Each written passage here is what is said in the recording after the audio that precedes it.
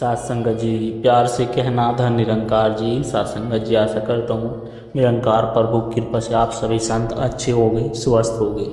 सात संगत जी, आप जी के चरणों में बहुत ही सुंदर कहानी विचार जिसका विषय है जितना दोगे कई गुना पाओगे। सात संगत जी, आशा है परवान करें और ध्यान से सुने। सात संगत जी, उत्तर प्रदेश के हरदोई जिले के पास एक छोटा सा गांव दोहरा था। यह गांव बाकी हजारों गांव की तरह था। धूल से सना हुआ, खेतों में पसरी हरियाली, किनारे बहती पतली सी नदी और लोगों की सीधी सादी जिंदगी। सात संगत जी, उसी गांव में रहता था एक मोहन नाम का लड़का जो लगभग 35 वर्ष का था। वो ईमानदार लेकिन बहुत ही गरीब किसान था। मोहन का जीवन आसान नहीं था। सात संगत जी, बचपन में ही उसके माँ बाप उसे छोड़कर दुनिया से चले गए थे,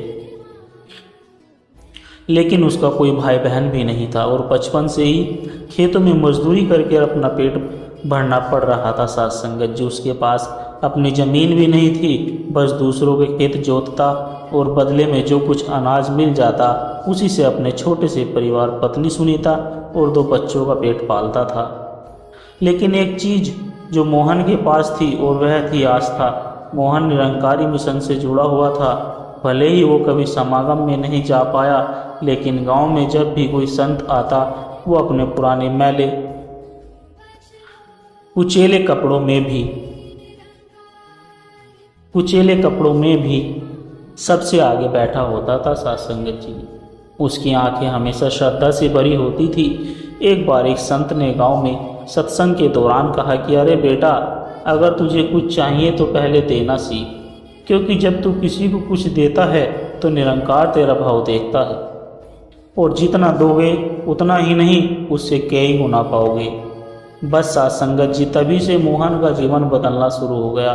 साल 2005 की बात है। सात संगत जी, पूरे इलाके में भीषण सूखा पड़ा। ना खेतों में पानी, ना तालाबों में पानी। पशु मरने लगे, अनाज खत्म हो चुका था। सात संगत जी, लोगों के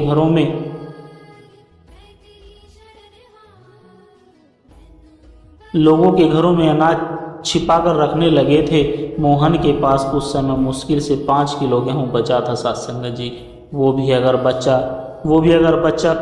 बचा कर रखता तो उसे बच्चे 1 हफ्ते तक किसी तरह खा सकते थे। सात संगत जी, इसी दौरान एक दिन दोपहर के समय एक थका हारा बूढ़ा राहगीर उसके दरवाजे पर आया।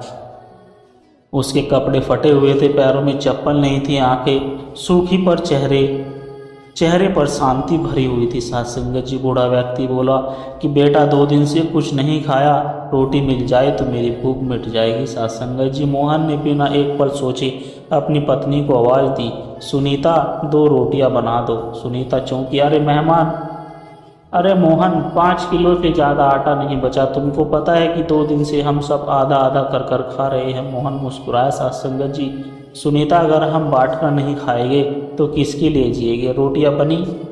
मोहन ने खुद अपने हाथों से खाना परोसा, उस बूढ़े को प्यार से खिलाकर पानी पिलाया। बूढ़ा आंखें नम करते हुए बोला, बेटे, तूने इस भूखे को खिलाया है, तेरा भंडार कभी खाली नहीं होगा। निरंकार तुझे कई गुना देगा। सात संगत जी, सुनीता के चेहरे पर चिंता थी, लेकिन मोहन के चेहरे पर संतोष था। 2 दिन के बाद गांव में सरपंच ने घोषणा की कि जिसके खेत में पानी निकले वहीं से नहर की खुदाई शुरू होगी। कई लोग आगे आए, लेकिन जमीन सूखी थी। मोहन ने हिम्मत की और गांव के बाहर उस बंजर जमीन की ओर इशारा किया जहां वह मजदूरी करता था। सात संगत जी, यहाँ खुदवाइए, शायद कुछ निकले। गांव के लोग हंसने लगे। बंजर जमीन में पानी, और वो भी इस भिखारी के कहने पर।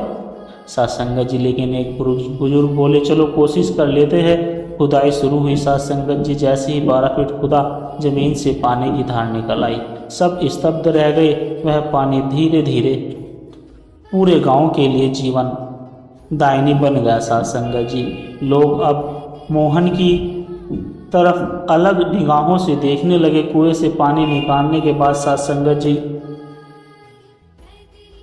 मोहन की पहचान पूरे गांव में बन गई थी। सरपंच ने उसे गांव के जल प्रबंधन का काम सौंप दिया। सात संगत जी, अब हर दिन भोर में उठकर नलों की सफाई करता, पानी की टंकी की देखभाल करता और ज़रूरतमंदों के लिए हर संभव मदद करता। लेकिन वो यह सब दिखावे के लिए नहीं करता था। उसके अंदर जो सेवा भाव था वह तो निश्चल था सत्संगत जी। वह जानता था कि सतगुरु का वचन है, सेवा वह करे जिसमें अहंकार ना हो, बस समर्पण हो। एक दिन गांव में निरंकारी संतों की टोली आई। मोहन ने उन्हें अपने घर बुलाया। घर क्या था, एक कच्ची झोंपड़ी थी सत्संगत जी, लेकिन संतों को वहीं सबसे ज़्यादा सुकून मिला। संतों ने उसे एक विशेष निमंत्रण दिया कि बेटी, अगले माह दिल्ली में बड़ा संत समागम है, तू वहाँ जरूर आना। सतगुरु से तेरा मिलन अब समय की पुकार है। सत्संगत जी, मोहन पहली बार दिल्ली गया। जब समागम स्थल में पहुंचा तो हजारों संतों की भीड़ सेवा भाव, अनुशासन, भक्ति और संतुलन को देखकर उसकी आंखें भर आई। सत्संगत जी, वह स्वयं भी सेवा में लग गया। लंगर सेवा की सफाई में, संगत को बैठाने में 30 सतगुरु बाबा हरदेव सिंह जी महाराज का प्रवचन था कि मोहन सबसे पीछे बैठा था। लेकिन सत्संगत जी, जब सतगुरु जी की नज़र उस पर पड़ी, उन्होंने इशारे से सेवादार को बुलाया और कहा, उस संत को बुलाकर लाइए। मोहन घबरा गया और जब विनम्र से झुका और सतगुरु के चरणों में बैठा, बाबा जी मुस्कुराए और बोले, तूने सेवा में वो दिया जो खुद के पास कम था।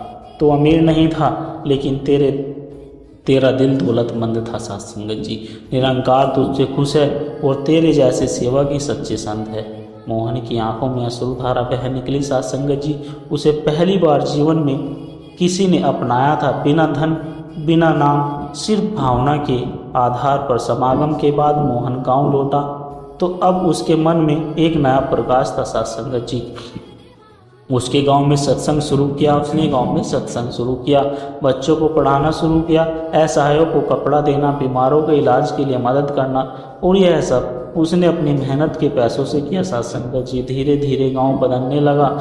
जहां पहले लोग अपने झगड़ों में उलझे रहते थे, अब वे सेवा, प्रेम और सहयोग की भावना से जुड़ने लगे। सत्संगत जी, मोहन को मिशन के जोनल सेवा केंद्र का सेवा प्रमुख बनवा दिया गया। सत्संगत जी,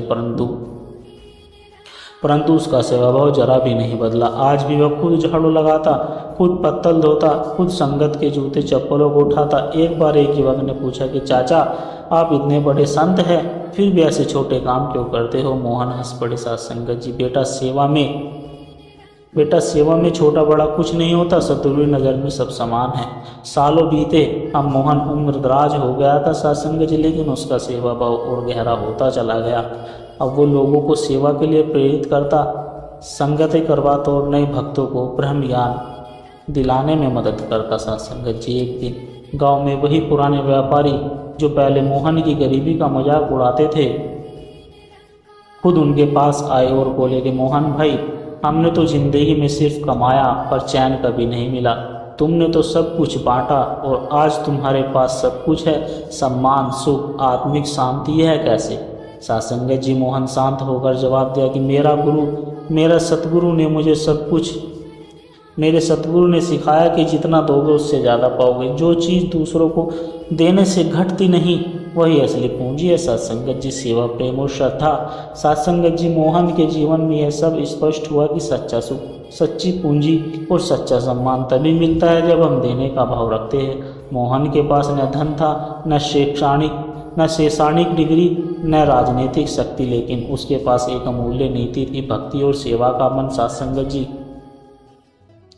जब उसने रोटी दी तो उसे कुआं मिला, जब उसने पानी दिया तो उसे सत्संग मिला, जब उसने समय दिया तो सतगुरु का स्नेह मिला, जब उसने सब कुछ दिया तो उसे आत्मिक जीवन मिला। सत्संगत जी, आज भी यदि हम जीवन में सुख, समृद्धि, आत्मिक शांति चाहते हैं तो पहला कदम हमें देना होगा। देने का मतलब सिर्फ पैसा हो नहीं होता। सत्संगत जी, हम समय दे सकते हैं, ध्यान दे सकते हैं, प्रेम दे सकते हैं, श्रद्धा दे सकते हैं, सुनने का समय दे सकते हैं और सबसे बड़ा सतगुरु में आस्था दे सकते हैं। जिन्होंने जीवन में केवल लिया है वे कभी संतुष्ट नहीं हो सकता, लेकिन जो थोड़ा थोड़ा रोज देते हैं वे अमर हो जाते हैं। जितना दोगे उतना पाओगे, यदि कोई कल्पना नहीं है, ब्रह्म ज्ञान की पूर्ण सच्चाई है। सत्संगत जी, और यह सत्य मोहन जैसे साधारण इंसानों ने जीकर दिखाया है। अगर जीवन में कुछ भी पाना है तो देना जरूरी है। सत्संगत जी, अगर देना सीख गए तो कभी किसी चीज़ की कमी महसूस नहीं होगी। दया दो, सेवा दो, प्रेम दो, देखना एक दिन परमात्मा खुद तुम्हें वह देगा जो तुमने कभी मांगा ही नहीं होगा।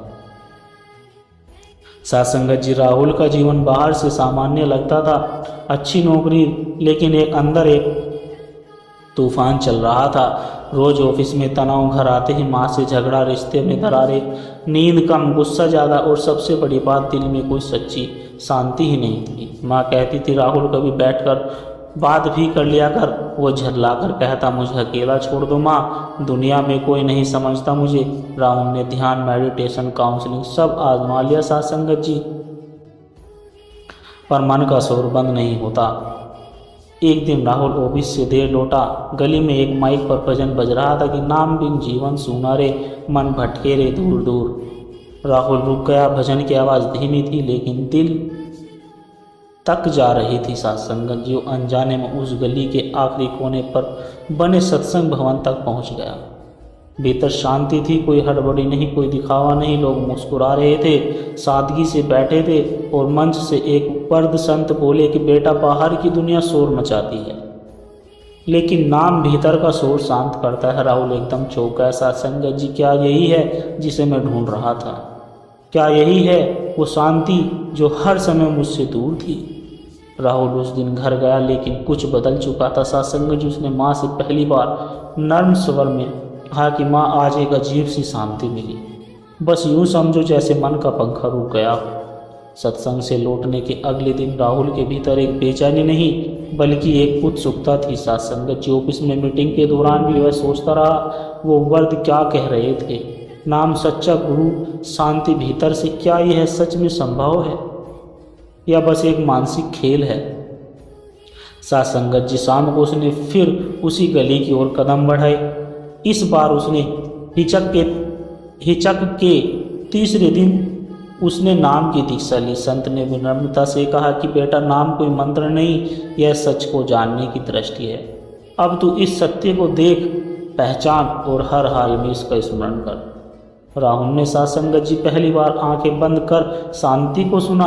भीतर एक गूंज सी महसूस हुई, कोई शब्द नहीं, कोई शोल नहीं, बस एक स्थिर मौन जो भीतर से कह रहा था कि तू अकेला नहीं, मैं तेरे साथ हूँ। जहाँ पहले राहुल की सुबह मोबाइल से होती थी, अब धन निरंकार जी से होती थी। साथ संगत जी, ऑफिस में जलजलाहट की जगह मौन का अभ्यास था। माँ हैरान थी कि बेटा, तू इतना शांत कैसे हो गया है?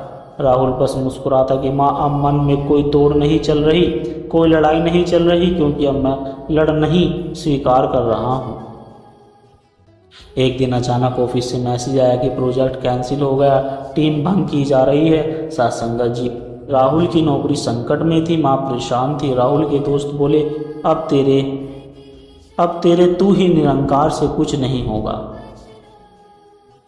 अब असली दुनिया देख। राहुल कमरे में गया, थोड़ा थरथराता मन पर वो सीधे नाम की माला लेकर बैठ गया। आंखें बंद की और धीरे से कहा कि मालिक, मैं डरा नहीं हूँ, क्योंकि अब तू है और तू ही है, सब कुछ ठीक है।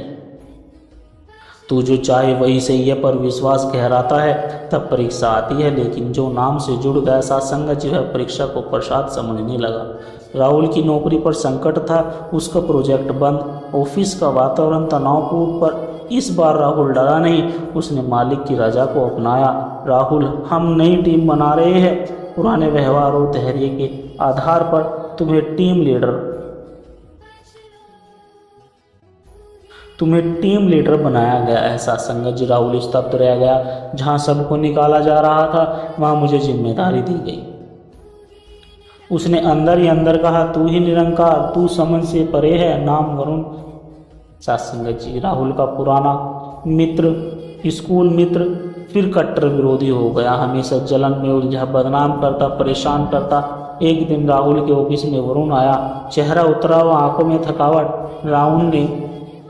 राहुल तो बदल गया है यार, तुझे देखता हूँ तो लगता है कि तू भीतर से शांत है। मैं थक चुका हूँ, नफरत, ईर्ष्या, लड़ाई, अब सब कुछ बचा नहीं। मुझे भी वही चाहिए जो तेरे पास है। साथ संगत जी, राहुल ने उसकी आंखों में देखा, कोई हिसाब नहीं, कोई ताना नहीं, बस सादगी से बोला, वरुण, तू जो ढूंढ रहा है वह मुझे सत्संग में मिला, अब मैं तुझे वहाँ लेकर चलूँगा। राहुल और वरुण साथ साथ सत्संग भवन में बैठे, मन से शब्द गूंजे। साथ संगत जी, नाम से ही भीतर क्या शांति मिटती है। वरुण की आंखों से आंसू बहने लगे। राहुल, तू मेरा दुश्मन नहीं था, तू तो मेरी रोशनी बन गया रे। असली शक्ति उस इंसान में होती है जो चोट खाकर भी शांति बांटता है, और जब शांति हमारे भीतर ठहर जाए तो दुश्मन भी दोस्त बन जाता है। साथ संगत जी, पिछले कुछ महीनों में राहुल में आए बदलाव से माँ सरिता को साफ दिख रहा था। अब वो गुस्से में नहीं बोलता था, हर दिन सेवा की बात करता और हर हाल में बस दो शब्द दोहराता, तू ही निरंकार। एक दिन माँ ने पूछा, बेटा तूने कोई ताबीज बांध लिया क्या? जो अब गुस्सा नहीं आता, नींद भी समय से आ जाती है। राहुल मुस्कुराया। सत्संगत जी बोला, माँ ताबीज नहीं, मैंने नाम को जीवन में बांध लिया है। माँ की जिज्ञासा बढ़ी। माँ ने धीरे से कहा, कभी मैं भी बहुत पूजा करती थी, मंदिर जाती, व्रत रखती, पर अब लगता है सब रस्में बन गई है, मन में ठहराव नहीं है। सत्संगत जी, राहुल ने माँ का हाथ पकड़ा। माँ, क्या आप इस रविवार मेरे साथ सत्संग में चलेगी? वहाँ कुछ नहीं होता, बस मन सुनता है। माँ पहले तो टाली, फिर मान गई। भजन चल रहा था कि मांगना नहीं कुछ भी, बस शुक्रिया। माँ एक टक मंच की ओर देखती रही, भाषण नहीं, भाव सुन रही थी। मंच से एक बहन कह रही थी कि मैंने अपने बेटे को खोया, तब भी मुझे मालिक से क्या मांगूं। फिर समझ में आया, नाम ही सब कुछ है। माँ की आंखें भर आई। उन्हें लगा कि जैसे वह बोल रही है सत्संगत जी, और मंच पर कोई उनकी आत्मा कह रही है। माँ शांत थी, जैसे भीतर कुछ नया उतर आया। राहुल ने पूछा, कैसी लगी माँ सत्संग? माँ ने धीमे से जवाब दे, बेटा आज तुझे नहीं, मुझे नया जीवन मिला है। मैंने आज जाना कि पूजा थाली से नहीं, नाम की जिज्ञासा से पूरी होती है। जब माँ की आंखों में शांति उतर आए तो समझो घर में आशीर्वाद की बारिश शुरू हो गई। और नाम की शिक्षा केवल पढ़ाई नहीं, जीवन को बदलने वाला अनुभव। एक सुबह राहुल ऑफिस पहुंचा तो एचआर ने बुलाया। राहुल, आपकी परफॉर्मेंस लगातार बेहतरीन रही है, अमेरिका की ब्रांच में एक लीड पोजीशन निकली है और हमने आपका नाम नामांकित किया है। सत्संगत जी, राहुल चंकित रह गया।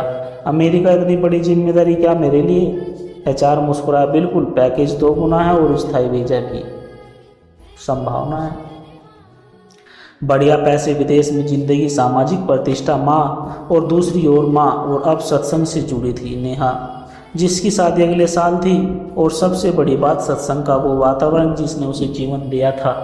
राहुल कमरे में बैठा था, आंखें बंद, नाम की माला मन में, मालिक का नाम। मालिक, मैं कहीं भाग नहीं रहा, पर क्या तू भी अमेरिका में मिलेगा? वहाँ तेरा नाम होगा।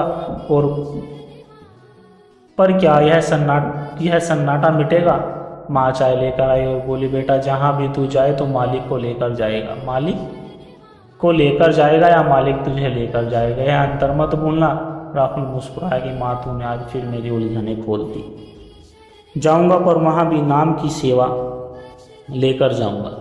सत्संगत जी, राहुल ने नौकरी स्वीकार की, वीजा प्रक्रिया शुरू की, पर अब उसका बैग केवल कपड़े लेकर नहीं जा रहा था, उसमें नाम की श्रद्धा और सत्संग की संस्कृति भी साथ जा रही थी।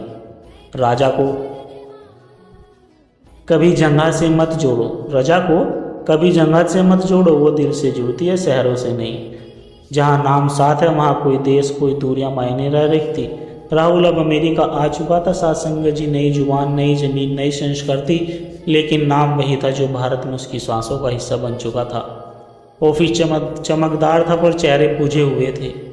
राहुल ने देखा, लोग यहाँ भी दौड़ रहे हैं, मुस्कुरा रहे, पर मन भीतर से थका हुआ है। सत्संगत जी, एक दिन लंच टाइम में एक युवक उसे काफ़ी देर से देख रहा था। तू इंडियन है? राहुल ने कहा कि हाँ। कुछ अलग है तुझ में, तू हमेशा शांत क्यों रहता है? राहुल मुस्कुराया, बोला, क्योंकि मैं हर हाल में शुक्रिया करना सीख गया हूँ। वो युवक, उसका नाम था सेम, उम्र 26 वर्ष, जन्म अमेरिका।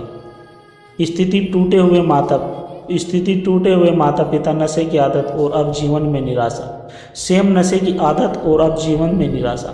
सेम बोला, मैं हर रात सोचता हूँ कि यह जीवन खत्म कर दूँ, पर आज तुझसे मिला और पहली बार लगा कि शायद शांति कोई कल्पना नहीं, हकीकत भी हो सकती है। राहुल का निमंत्रण, भाई मैं तुझे आज शाम एक जगह लेकर चलूँगा। वहाँ कोई उपदेश नहीं होगा, कोई धर्म नहीं होगा, कोई पंथ नहीं होगा, बस नाम की गूंज और सच्चे दिलों का संग मिलेगा। सत्संगत जी सहमत हो गया। राहुल ने अपने घर के गैराज में 5 लोगों का सत्संग शुरू किया था। वहीं पहली बार सैम बैठा। भजन बज रहा था कि श्वास में समाया तू मालिक, तू हर बात में। सैम की आंखें भीग गई। उसने कहा, राहुल मैं आज पहली बार भीतर से रोया हूँ। पहले मैं सबको दोष देता था, आज पहली बार मैं खुद को माफ किया है। सात्संगत, जब हम शांति को जीने लगे तब हम खुद किसी और की राह बन जाते हैं। नाम सिर्फ आत्मा की दौलत नहीं, कभी कभी वो किसी की जान भी बचा लेता है। राहुल और श्याम ने मिलकर एक छोटा सा सत्संग रूप बनाया था। नाम शांति संग, उद्देश्य सिर्फ सुनना, समर्पण करना और अनुभव बांटना। पहले हफ्ते 5 लोग, दूसरे हफ्ते 12 लोग, तीसरे हफ्ते 21 लोग। सात्संगत जी, हर रविवार एक नई आत्मा आती। कोई थका हुआ था, कोई टूटा हुआ, कोई खोया हुआ, और हर बार सत्संग के बाद आंखें नम पर मन हल्का होता। सैम अब वही युवा नहीं रहा जो आत्महत्या के किनारे खड़ा था। अब वो नाम से जुड़ा था। सात्संगत जी, जीवन से जुड़ा और सेवा से ओतप्रोत था। वो नई आत्माओं से कहता कि मैं प्रूफ हूं कि नाम से विश्वास नहीं, जीवन का टर्निंग पॉइंट बन जाता है। मैं खत्म होने वाला था, अब मुझे जीने की वजह मिली है, और वो वजह है रजा। एक वर्द ने कहा कि बेटा, मैं 25 साल से अमेरिका में हूँ, बहुत मंदिर, चर्च, थेरेपी देखी, पर जो सच में मुझे आज यहाँ मिला वह कहीं नहीं मिला। सैगान राहुल की चिट्ठी। सात्संगत जी, भारत में माँ को, तूने मुझे बचपन में रामायण पढ़ाई थी माँ, अब मैं यहाँ नाम की गाथा सुना रहा हूँ। मैंने पैसे कमाया पर अब सेवा कमा रहा हूँ। लोग मुझसे नहीं पूछते कि मैं क्या करता हूँ, अब पूछते हैं कि तू इतना शांत कैसे है। मैं बस मुस्कुरा कर कहता हूँ कि धन निरंकार जी, सेवा कोई मंच नहीं मांगती, बस सच्चा मन और साझा करने की भावना चाहिए। सात्संगत जी, जब आप खुद बदलते हो तो आपके माध्यम से पूरी दुनिया बदल सकती है। 4 साल बाद राहुल कुछ महीनों के लिए सात्संगत जी भारत लौटा। माँ पूरी तरह सत्संग से जुड़ी थी। नेहा की शादी हो चुकी थी और मोहल्ले के लोग कहते थे, तुम्हारा बेटा अब पहले जैसा नहीं रहा, अब उसमें कोई गहराई बस गई है। राहुल के पास कॉल आई सात्संगत जी उसके बचपन दोस्त विक्की की माँ रोते हुए बोली, बेटा विक्की बहुत परेशान है, कर्ज में डूबा है, और कल रात उसने कहा कि अब मैं जा रहा हूँ माँ, मुझे ढूंढना मत। राहुल के कान गर्म हो गए। सात्संगत जी, दिल धड़क उठा। कहने लगा, नहीं, मैं यह चुपचाप नहीं देख सकता। जैसे सेम को बचाया था, आज विक्की को भी बचाना मेरा कर्तव्य है। सात्संगत जी,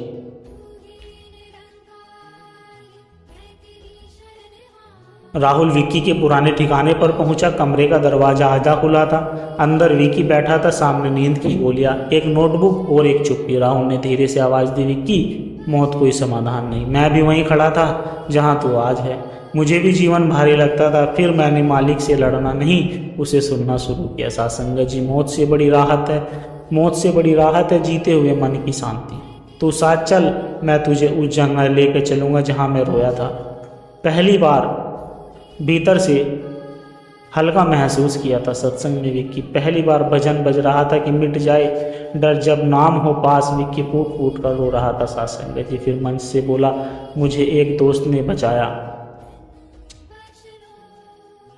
मुझे मेरे दोस्त ने नहीं बचाया, मुझे नाम ने बचा लिया। राहुल मंच से बोला, जीवन एक चक्र है, किसी ने मुझे शांति दी, आज मैंने किसी और को दी, और इस चक्र का केंद्र अगर नाम हो तो हर कहानी का अंत नहीं, एक नई शुरुआत बन जाती है। सात्संगत जी, हर सच्चे साधक के जीवन में एक बड़ा मोड़ आता है जहां वह खुद ही किसी के लिए मोड़ बन जाता है। सात्संगत जी, एक आदमी ने गुरु नानक जी से पूछा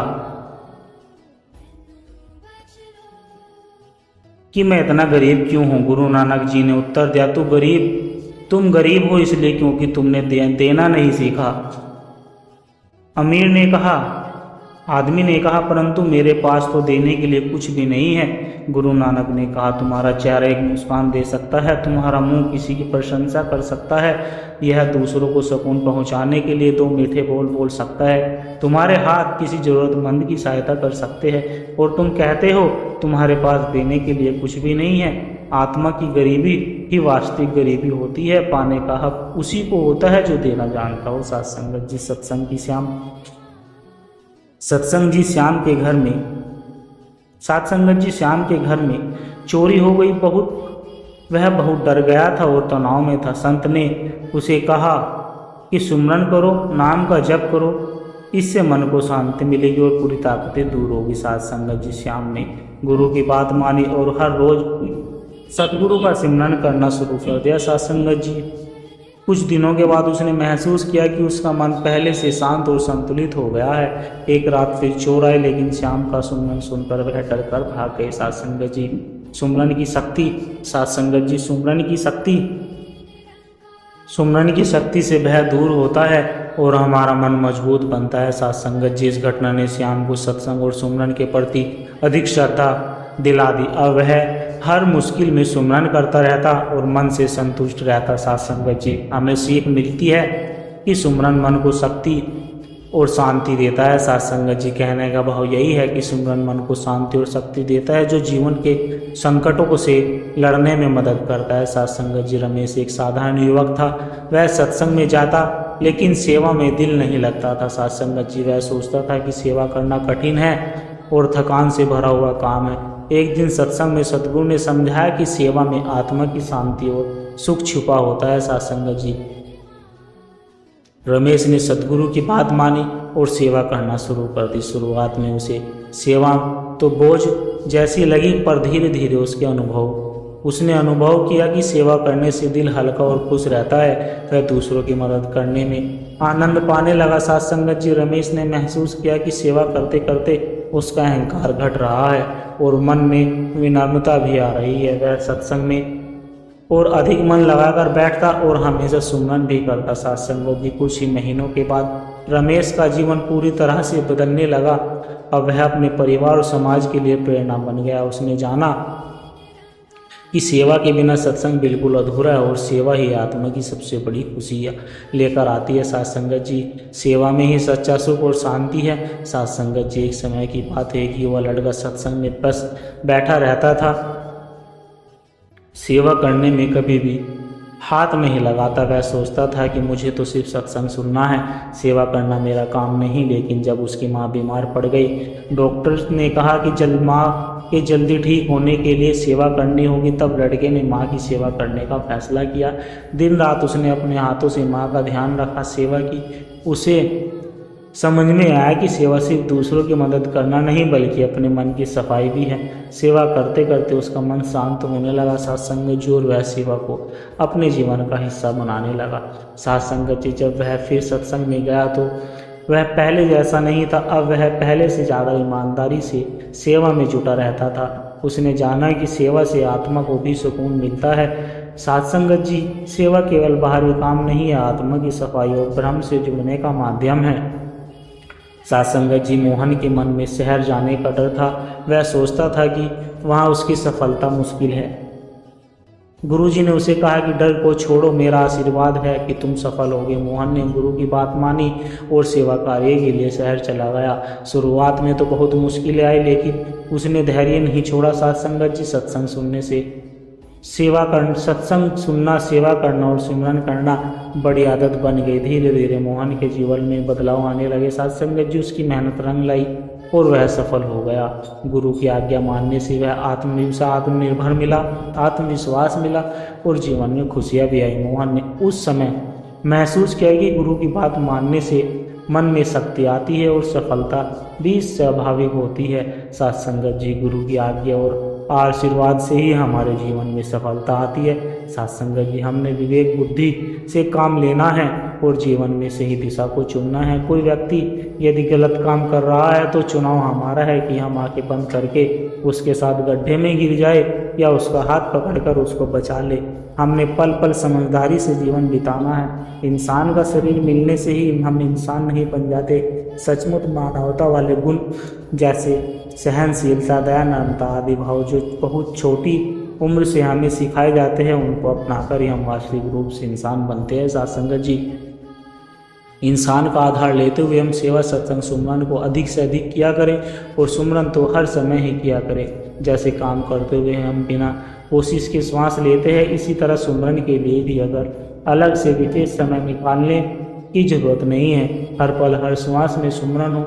यह है जो शब्द है, तू ही निरंकार, मैं तेरी शरणा, मैं बख्श लो, इनके साथ हमारे मन के लिए निरंकार के संग जुड़ी रहे।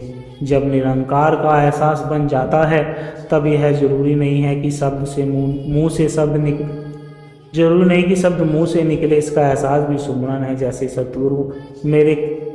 सतगुरु मेरा कल तेरे हाथ, मेरा आज तेरे हाथ, मेरा पद तेरे हाथ, मेरी लाज तेरे हाथ, तू जो चाहे भर दे मेरी जिंदगी के साथ, संगीत हर सुर तेरे हाथ, साज तेरे हाथ, अपनी जुबान से मैं तो मांगना भी नहीं जानूं, मेरे दिल के अरमान की आवाज़ तेरे, हम सब की इच्छा पर तेरी रजा की मुहर पूरी कर दे मेरे मालिक, हर मुराद तेरे हाथ। किसी भी प्रकार का दुख व दर्द बातों को मन में बार बार दोहराना और लंबे समय तक पकड़ कर रखने से हमारे शरीर में बीमारी पैदा होती है। साथ संगत जी, क्षमा भाव